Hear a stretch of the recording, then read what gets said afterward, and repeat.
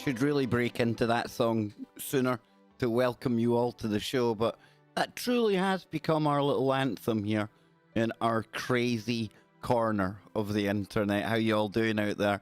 And if you are slightly mad, a little bit different than your average Joe or Jane out there, then this, my friends, is absolutely the place for you. You're a madman. I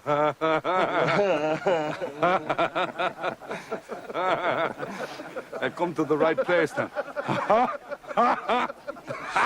Yes, indeed, you have come to the right place, ladies and gentlemen. And that legend was Stephen, the Irishman from Braveheart.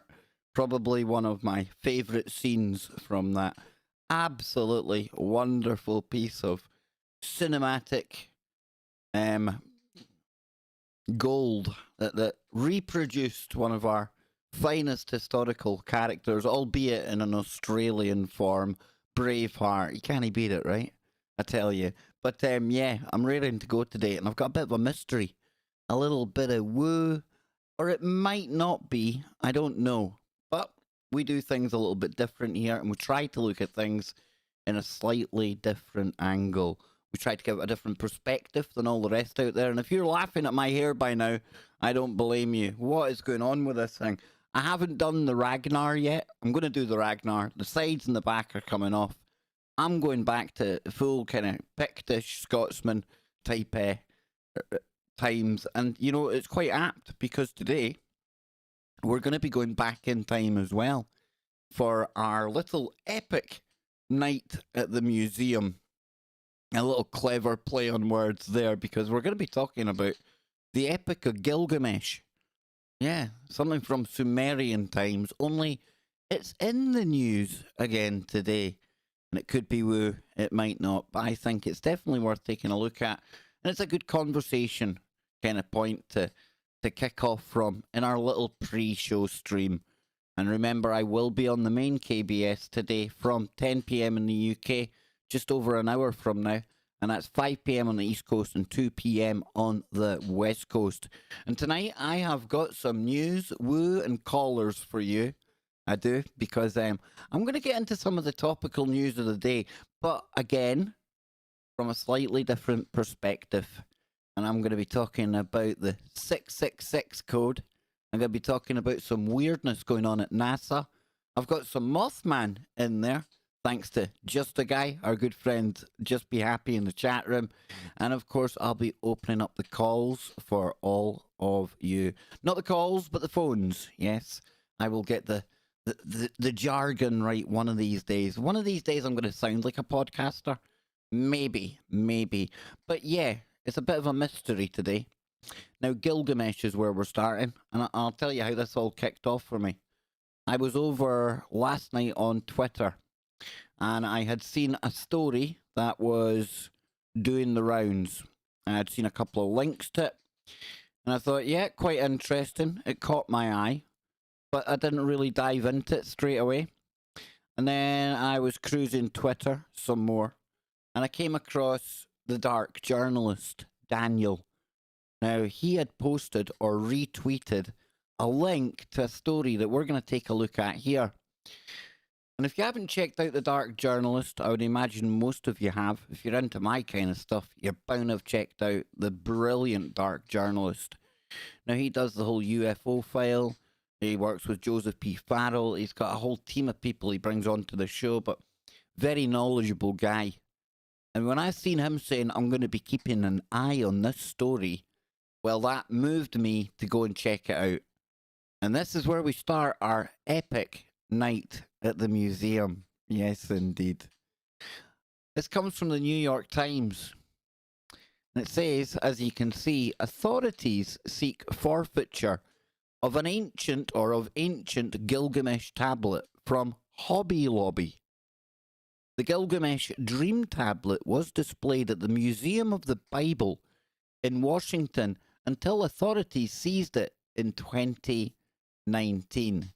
Now, right off the bat, as soon as I see this kind of story, my head is racing to connect dots, information that I've heard in the past, And the first thing I started to think about was when we went into Iraq and we had the special forces all heading for the museums, the kind of Department of Antiquities, all that kind of weird Indiana Jones type stuff that was going on. Remember all of that? And we're going to take a little look at that as we go on today. I want to dive into what's gone on here. Because federal prosecutors moved on Monday to formally confiscate a rare cuneiform tablet that bears part of the Epic of Gilgamesh, one of the world's oldest works of literature, from a Bible-themed museum founded in part by the president of the crafts retailer Hobby Lobby. You know, I hope we never get hit with a Mandela effect that ends up with us saying Nobby Lobby or Hobby Nobby. That would be just awful, right? But then if we go back 3,600 years, this clay artifact, known as the Gilgamesh Dream Tablet, originated in the area that is today Iraq, and was imported illegally to the United States in the 2000s. The Office of the U.S. Attorney of the Eastern District of New York said in a statement. Now I have to pause there because you have to wonder just how many things were taken out of Iraq around the time of the war, and the subsequent contractors and everyone else that moved in there afterwards and up until this day. And it's even, you know, they've got even this on Wiki. Now, I know people don't trust Wiki, and you've got to keep an open mind, and it's best to fact check everything, okay? But just to give you the bare bones of this, the kind of idea of what was going on, what I'm talking about, it says archaeological looting in Iraq took place at least in the late 19th century, and the chaos following war provided the opportunity to pillage everything that was not nailed down. There were also attempts to protect the sites, such as between April 8th, 2003, when the staff vacated the National Museum of Iraq, and April 16, 2003, when US forces arrived in sufficient numbers to restore some semblance of order. Now, some 15,000 cultural artifacts disappeared in that time. And over the years, approximately 14,800 were recovered within and outside Iraq and taken under the protection of the Iraqi government. Now, if you go back in time, you got to go back to when all of this was going on, and we're getting ready to topple Saddam. And Saddam, he's a really interesting character. I think he's seen himself as a reincarnation, or almost a new version of somebody called King Nebuchadnezzar. And this goes back to these Sumerian times as well. We often talk about how there's ancient knowledge, and part of what we do on the Kev Baker show is we try to get guests on, and we have conversations that take us back in time. Take us back to a time where we look at when the world was completely different. And completely different from most of what we were told and still believe as well. Who honestly knows what the world was like 3,600 years ago? But I can bet you it's probably a lot different than many of us imagine. I bet you it was. We seem to think, or most people, the general public, I would imagine the majority of people would think of 3,600 years ago in Iraq as being a highly primitive kind of time, right? Balderdash, poppycock, none of the kind. So if we go back here, I want to go back because are you not getting interested as to what this piece of the dream tablet, what was so important about it? Now, come on, let's be honest, okay? I'm going to bring it back up here. Let's be honest, right? This thing's in a museum called the Museum of the Bible in Washington, right? So it's in Washington. So you're telling me that somebody didn't know that this piece of one of history's most famous kind of artifacts, you can't tell me that nobody knew within the Washington area that there was a a piece of, stolen antiquities out of Iraq kicking about in just this humble little museum that not many people have heard of, owned by the Hobby Lobby. You kidding me? So if that's the case, then why the big rush to confiscate it and get it out of the public attention right now? What makes it so important to occult away from the public eye, just like it has been for thousands of years? Just what is said on these tablets? And could it be that our translations of this cuneiform, as they call it, and look at that there. I mean, you look at that, right? I mean, that's some kind of language that. You know what I think would be really good at decoding a language like that? And probably, do you know what else? I think if you got AI to look at that, it's going to be able to probably distinguish differences in the patterns that we can't quite determine ourselves with our naked eye. And what I'm meaning is maybe just even the smallest of differences in distance and depth, maybe of these indentations that made in the clay. That could be enough to change a word, change a letter, change a meaning. And perhaps now we're starting to find out more accurately what these tablets have on them. And what does it have on them then that makes it important enough to go on some kind of, Italian job type heist with the feds? Okay, I'm stretching it a bit there, right? But to get this thing back. And will it ever go back to Iraq, do we think? Do we think it'll go back there? Or do we think it'll fall into the hands of maybe a private collector? One of these billionaire philanthropist types, I don't know. Just asking. I'm not saying anything. I provide, you decide. I think there's a bit of mystery going on here. I personally think there's more to this story, but let's read on. An international auction house sold the tablet in 2014 to Hobby Lobby for display at the Museum of the Bible in Washington, according to a civil complaint filed by prosecutors seeking the artifact's forfeit.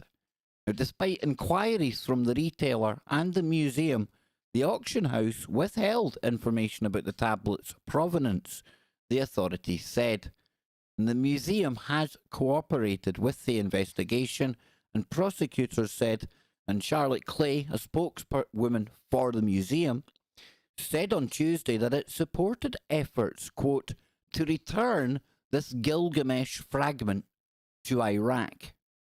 Now, Hobby Lobby has repeatedly had problems with the provenance of its rare acquisitions since 2017, when the company agreed to forfeit 5,500 artifacts and pay a $3 million fine over a collection of ancient clay cuneiform tablets that prosecutors said had been smuggled into the US from Iraq. Now, those items, bought from a dealer in 2010, were eventually turned over to the Iraq authorities. And this March, Stephen Green, the president of Hobby Lobby and chairman of the museum's board, said more artifacts would be sent to Egypt and Iraq. Well, they've obviously garnished and gleaned all of the information that they were looking for off them. And when it says there was 15,000 odd artifacts that went missing and 14,801 have now turned up, that tells me that there's 199 still out there that are really important. How do I know they're really important? Because nobody's handing them back yet. And I wouldn't imagine this is just sitting under some soldier's bed as a kind of a trophy to take back. These were like special forces going into these places to get these tablets, to get ancient books, to retrieve some of that ancient knowledge. What was in it? Your guess is as good as mine. But I always keep in mind my good friend Joe Joseph telling me these weren't primitive ancient times. It was more like Lord of the Rings and Star Wars and everything in between. Fact is way, way stranger than fiction, folks. So it said here, the Gilgamesh tablet which measures 6 inches by 5 inches, includes a portion of the poem in which protagonist King Gilgamesh of Uruk describes his dreams to his mother. She interprets them as the foretelling of the arrival of a new friend. You will see him and your heart will laugh, she tells her son. After the Persian Gulf War of 1991, hundreds of thousands of objects, including many cuneiform tablets, are believed to have been looted from archaeological sites across Iraq. So now we're into hundreds of thousands of artifacts. Some will obviously be more decorative, but these tablets, anything with text, anything that was kind of a journal, some kind of note, some kind of knowledge, a recording of some kind of knowledge from the past, that's been analysed. The bad guys from World War II were out there going around the world looking for this kind of stuff. And no surprise that when the next big war that came along after that, or one of them, we start going looking for that stuff again. Really, really weird woo, but good woo. Whenever looted cultural property is found in this country, the United States government will do all it can to preserve heritage by returning such artifacts where they belong. U.S. Attorney Richard P. Donahue said in a statement, "In this case, a major auction house failed to meet its obligations by minimizing its concerns that the provenance of an important Iraqi artifact was fabricated and withheld from the buyer information that undermined the provenance's reliability," he said. Now, in court documents, the authorities traced the tablet's ownership back in 2003 when an unnamed American antiquities dealer bought an encrusted cuneiform tablet from the family of a Jordanian antiquities dealer in London, and it and other items were then shipped to the United States.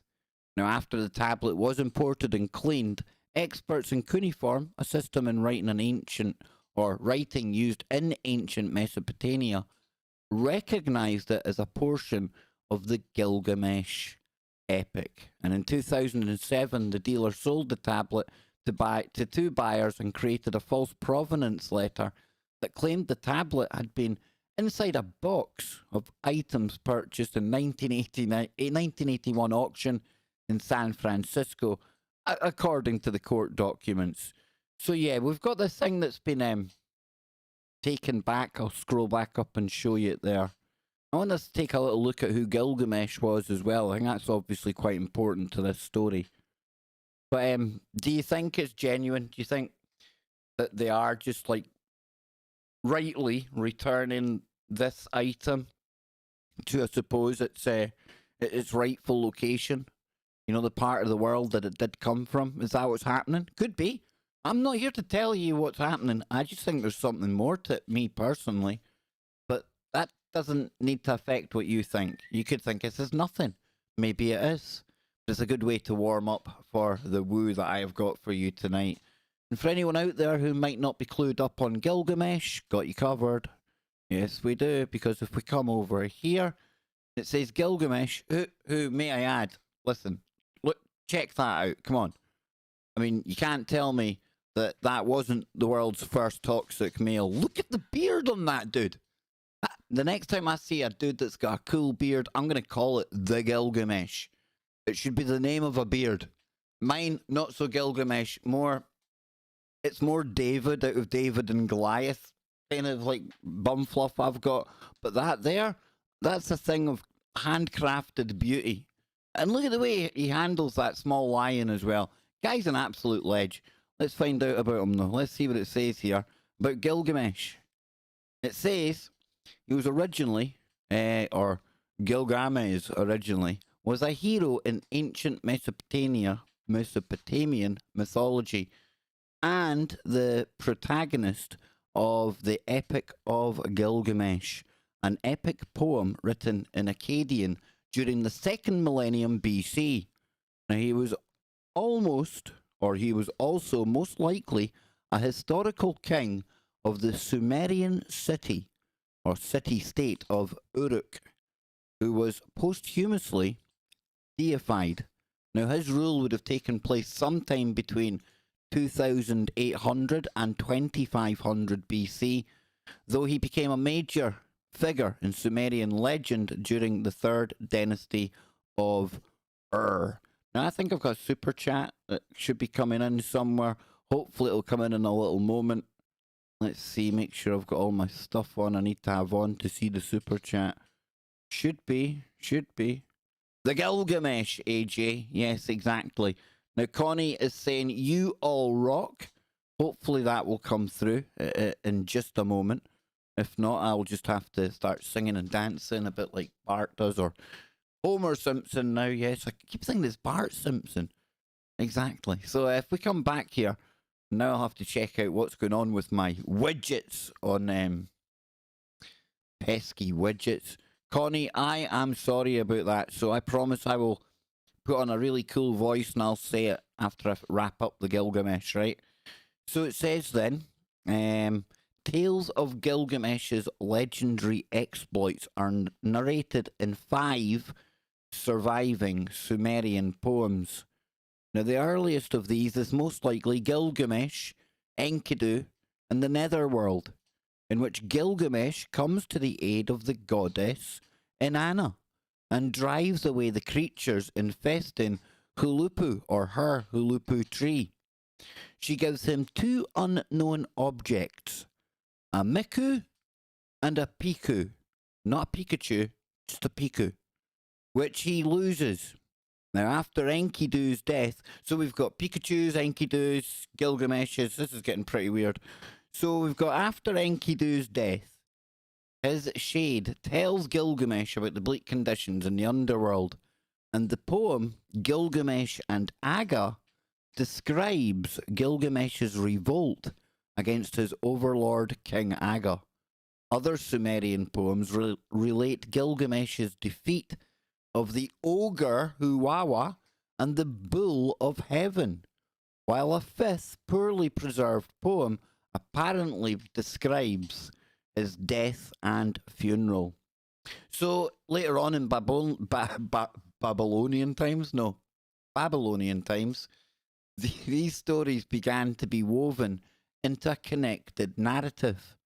The standard Akkadian epic of Gilgamesh was comprised by a scribe named Sinleki Ununi, who lived probably during the Middle Babylonian period, 1600 to 1155, kicking about in there somewhere, based on much older source material. Now, in the epic, Gilgamesh is a demigod of a superhuman strength who befriends the wild man Enkidu. So together, they go on adventures defeating Humbaba, which is the Sumerian for Huwawa. That's the big ogre dude.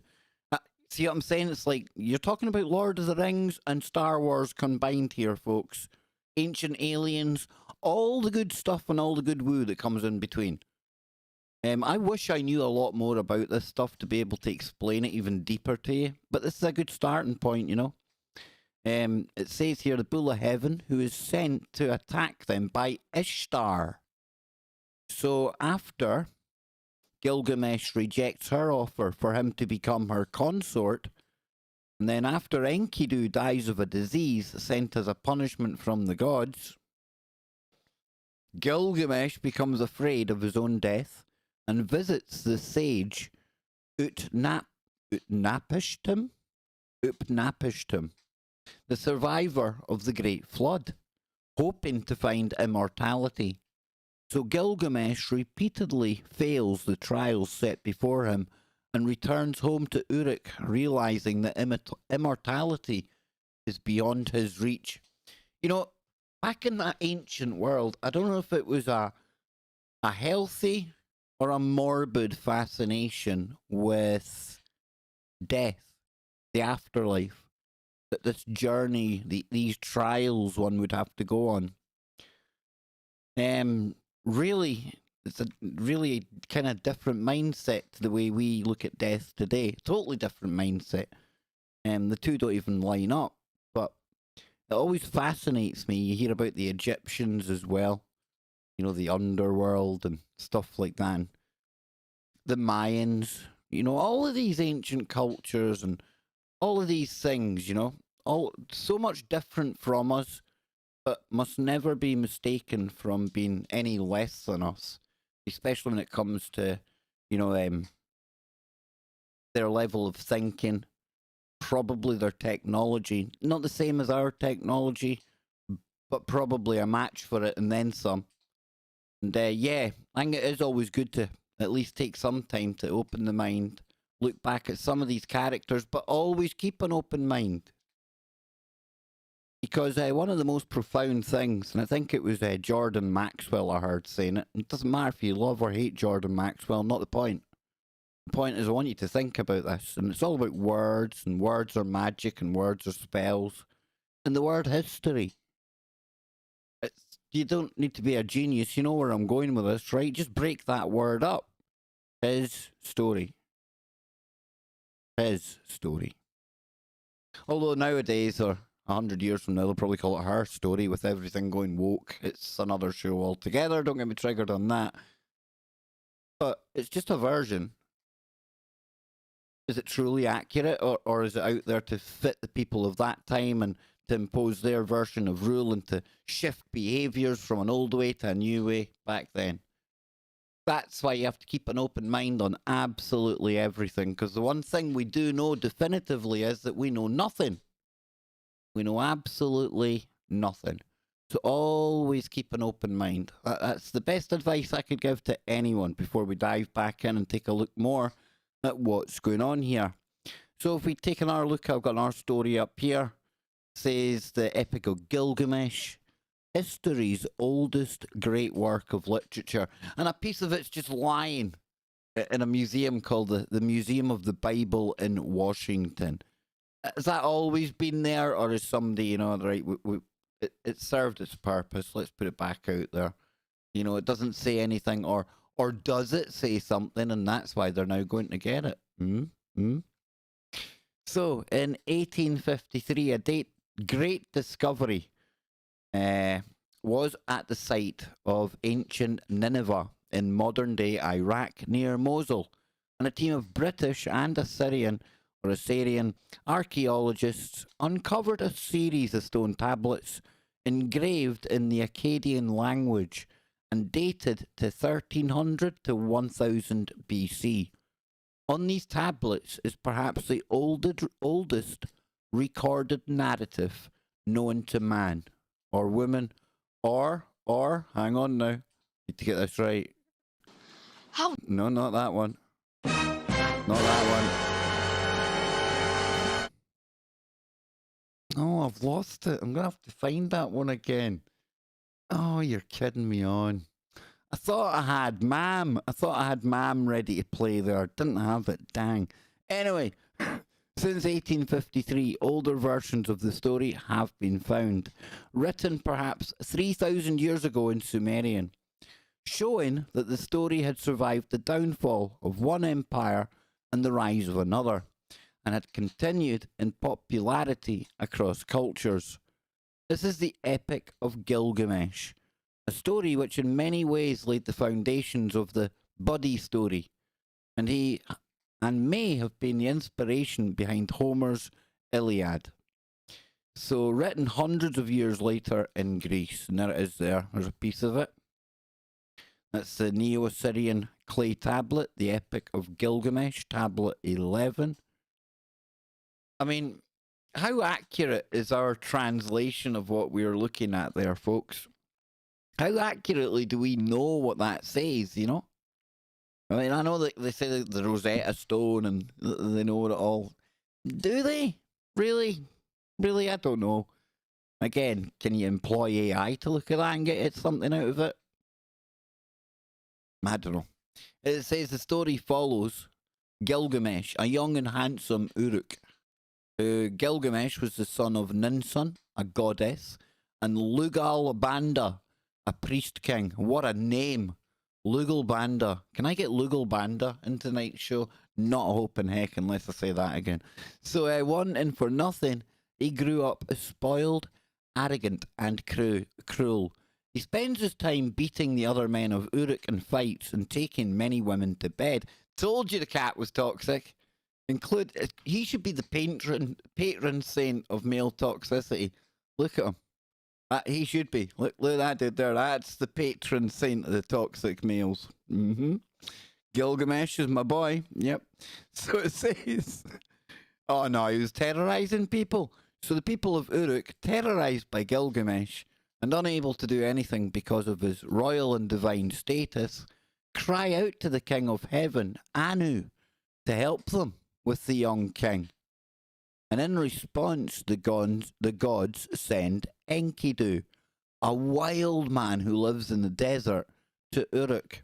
Now, Enkidu lives in the wilds, side by side with the animals, when he encounters a priestess named Shamat, who partially civilized him. She teaches him how to eat like a human being. And Enkidu then heads to Uruk. Now, this Enkidu character, so it says the gods sent Enkidu down, gods plural, small g, and he's like kicking about in the desert, eating like an animal. I mean, what is he? Some kind of, it sounds like one of these out of place men in black, doesn't know what to do with food. Says there, he meets Gilgamesh and challenges him to a fight.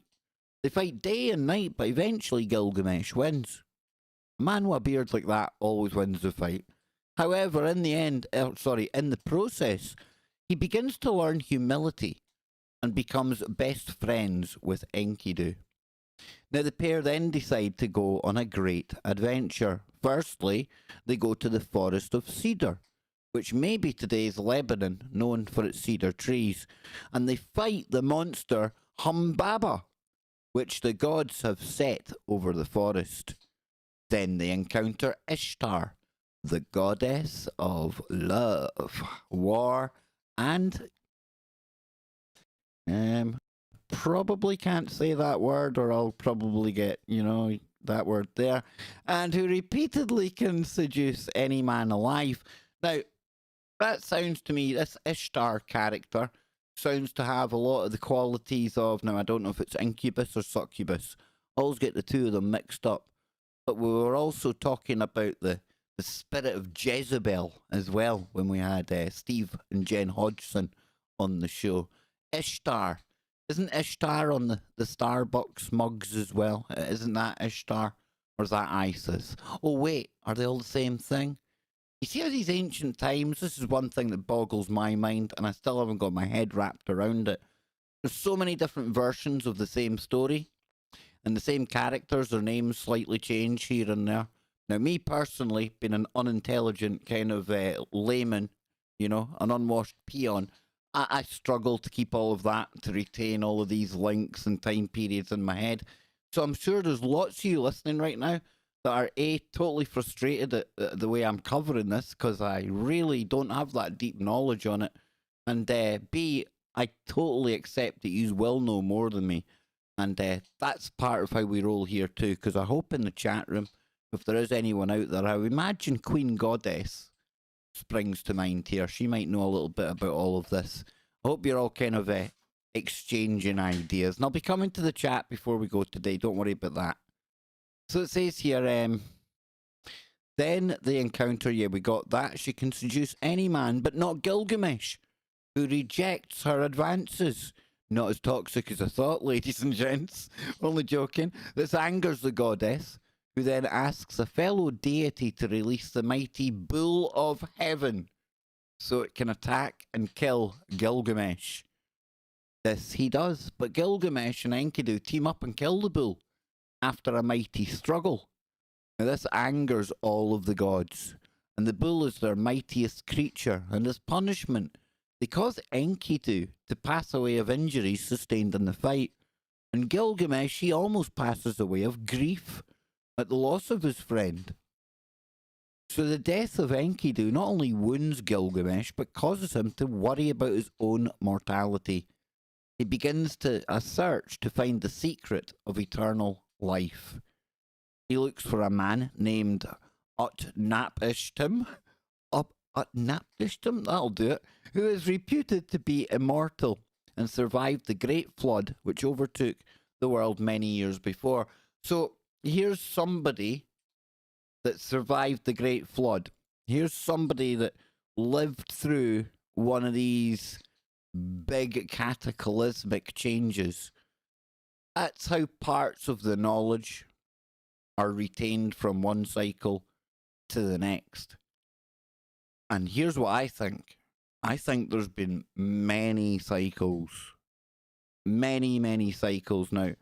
I see a super chat coming in here, and I really hope this super chat works this time. I'm going to test the super chat first. Hang on. Let's see. Test it.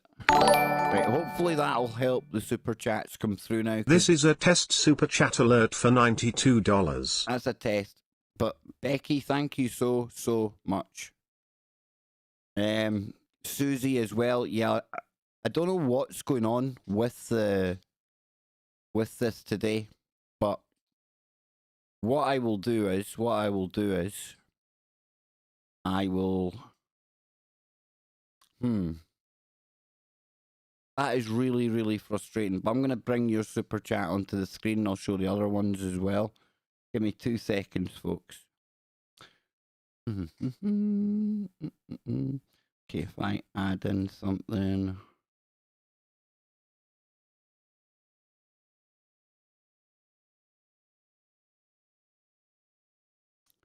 Let's see.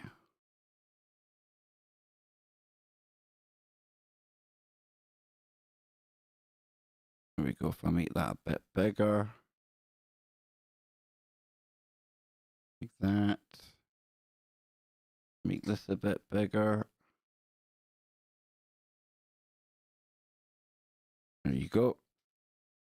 And that way, it might not be reading it out on the screen for some reason, but I can at least get you on there. It says, and this is what Becky has to say, folks. And thank you again so much, Becky. There's now and again I get lost for words, and this is one of them. I can't thank you enough for that. I keep missing the live woo. I'm having to watch the backup shows. Missing peeps in chat. Brown chicken, brown cow. Well, we've got your back, Becky, and you've definitely obviously got our back here. Wow. But what we will do is, I'll give you the link to the YouTube live stream where most of the happy campers that we get in our chat room here, they all debunk over to the chat room at TFR Live. So it's basically the same kind of gig. I'm in there as well. I'm also over on the TFR chat room. But I don't know what's going on with the supers today. Jason had told me there'd been another couple. Connie's one I'd seen. I'm scrolling back up to see if I can get Susie's. Susie's, big love to everyone. Thank you very much, Susie. And yeah, I don't know why that's not showing. Right, so I've read them out. I hope that is value for money, and you're getting value for your buck there, because you people are immense, honestly. Different class. But we'll come back over here. We'll take a look. We'll try and rattle through some more of Gilgamesh. Here we go. So after much searching, Gilgamesh finds Utnap-Ishtim, who tells the future king that he accepts his mortality, which he does, and Gilgamesh then returns to Uruk, where he rules as a good and wise king for 126 years. See, there's another thing as well, right?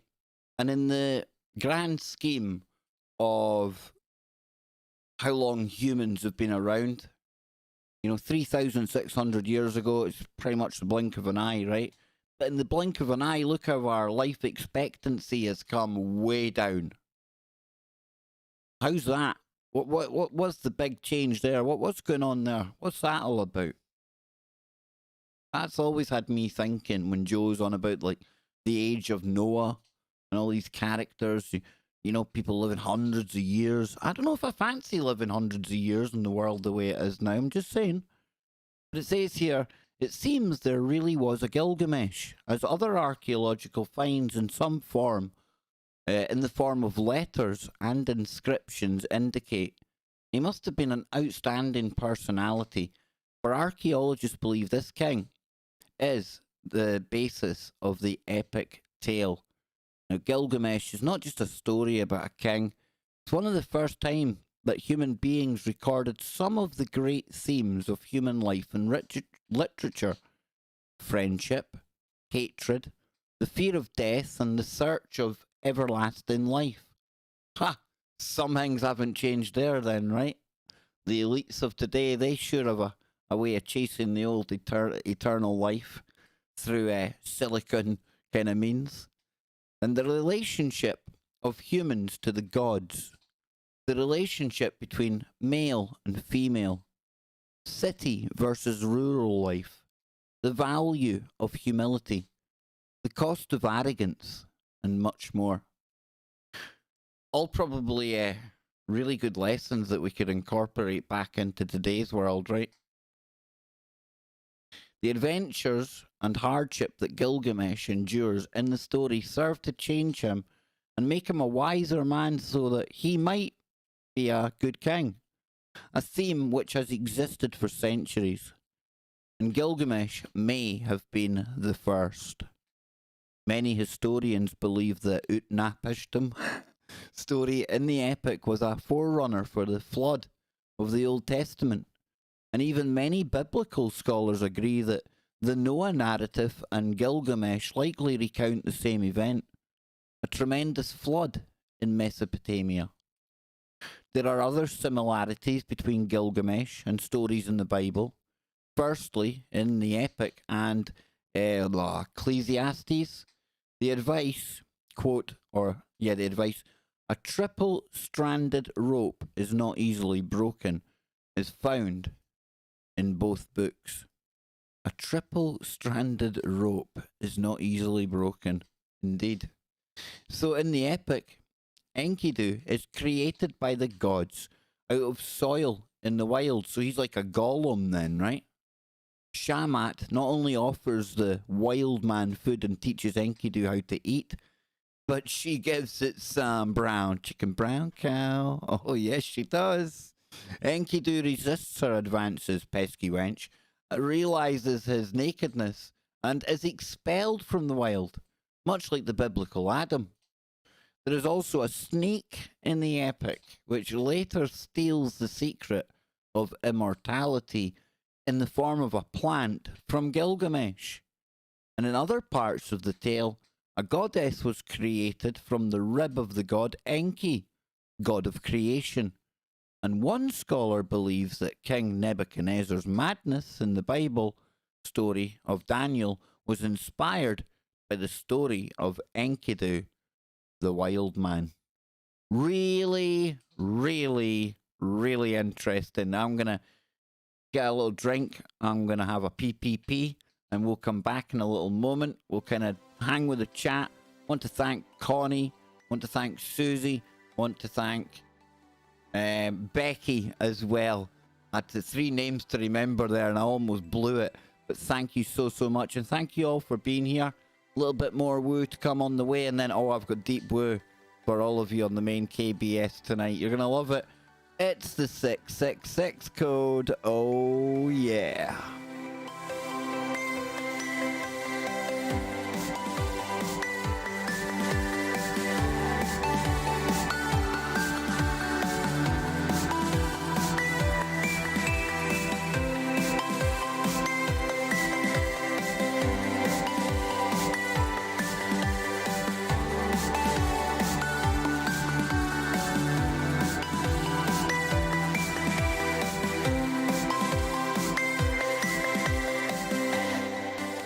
I don't know what's happening, folks. I really don't. I would hold any super chats just now. I would. Those ones definitely have gone through because it's registered in the chat. But no, honestly, until we know what's happening and they're definitely going to be getting played and things, then you just hold that. So AJ, I hope it didn't come off your card, but I'm sure if it did, it'll come here. And if not, we will get that sorted out. And folks, there's always PayPal. I don't mention it because I know we're all going through hard times right now. So thank you for all of your support. It means the world to me and the wee man. I'll be right back.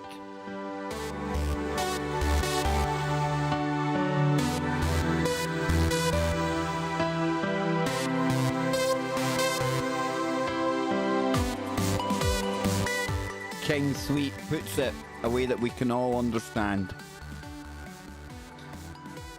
Listen to this, folks. Listen to this. King Sweet's nailed it. Enki and Gilgamesh had one hell of a bar fight in the third story. Perfect.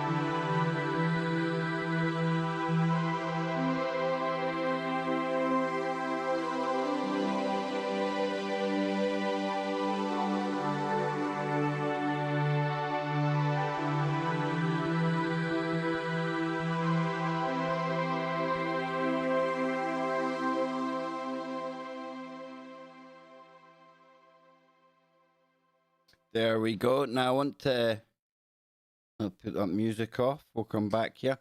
Just checked my phone there.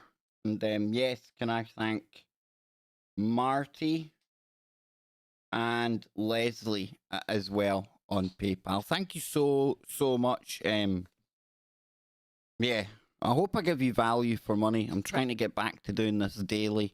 Even though we're not doing the main simulcast every day. I like to come in, I like to hang out. And I'm making sure I've got daily content. It's not just coming along and for the sake of it. Like Scott said the other night, and I should have said that a long time ago because he's right. You know, there's days I don't stream. That's because I just don't feel it. You know, I can't force myself to come on here.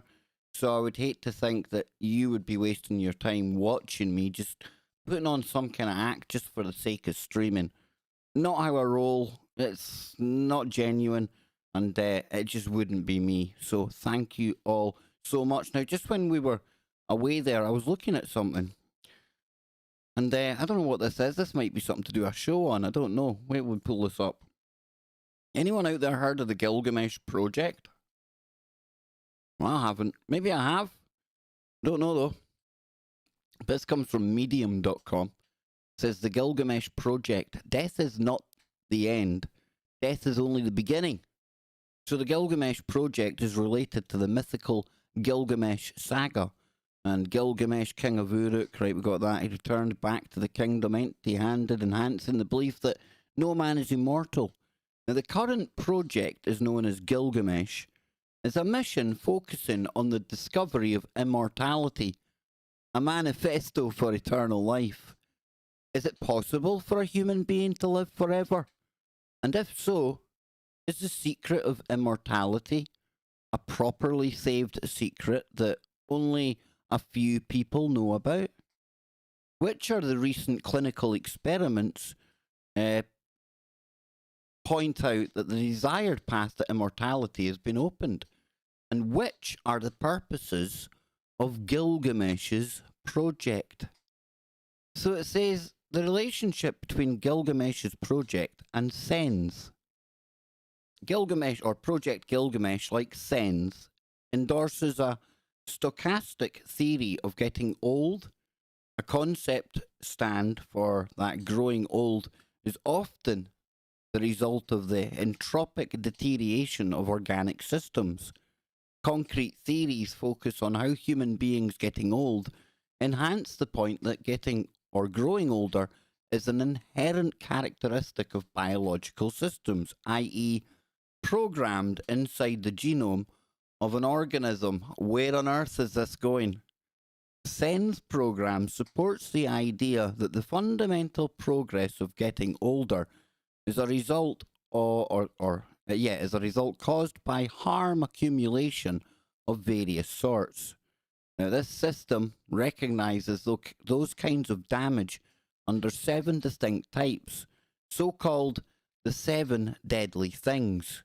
Now, those 7 bad aspects are diagnosed as 1, death-resistant cells, 2, cells lose without alternative, 3, genetic and epigenetic mutations, 4, mitochondrial DNA harm, and 5, extracellular cross-linked or cross-linking, 6, extracellular junk accumulation, and 7, intracellular junk accumulation again. Oh, it was extracellular the first time. So on the other hand, Project Gilgamesh evaluates the fundamental concept of sens. The aging is mostly the result of harm accumulation. Gilgamesh Project examines aging process within the evolutionary context, and it also adopts theories of aging via programming.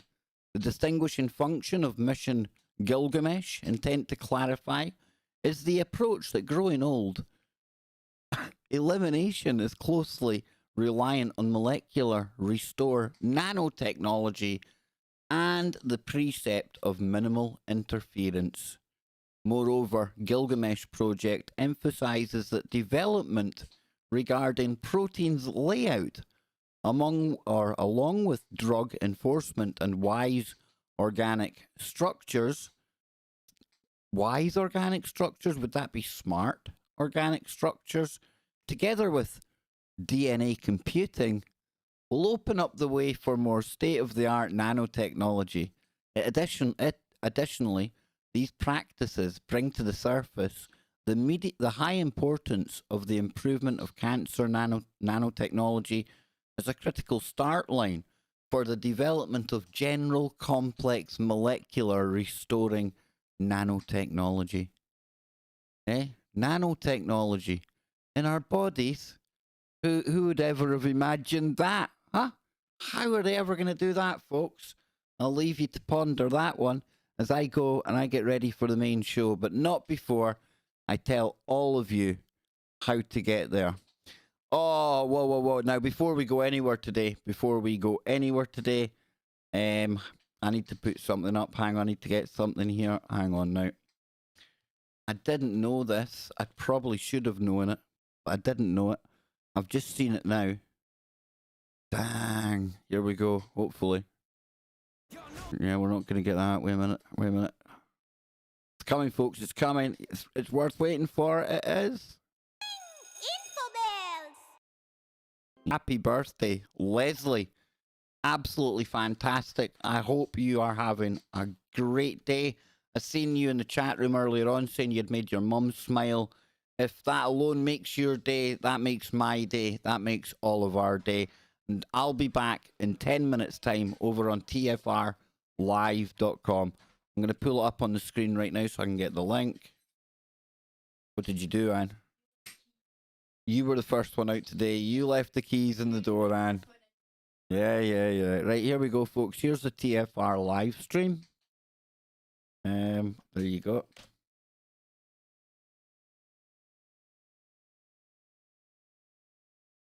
And then, so it says, Natalie Remington, he has a pure voice when he conducts paranormal investigations. Yes, the Wookiee, I've checked the time. I'm out of here. I need to get reset. I need to get going. But I have done a lot of preparing for today. It's going to be a good one over on the main KBS right now. Over here on tfrlive.com, that channel there that you see on the screen, or at tfrlive.com. I just said that, didn't I? Oh, I'm out of here. I need to get going, folks. Thank you so much for being here today. Thank you to all the super chats. Thank you to all of the PayPals as well. You lot absolutely rock. Natalie, big shout out to you as well. Thank you so much, Natalie.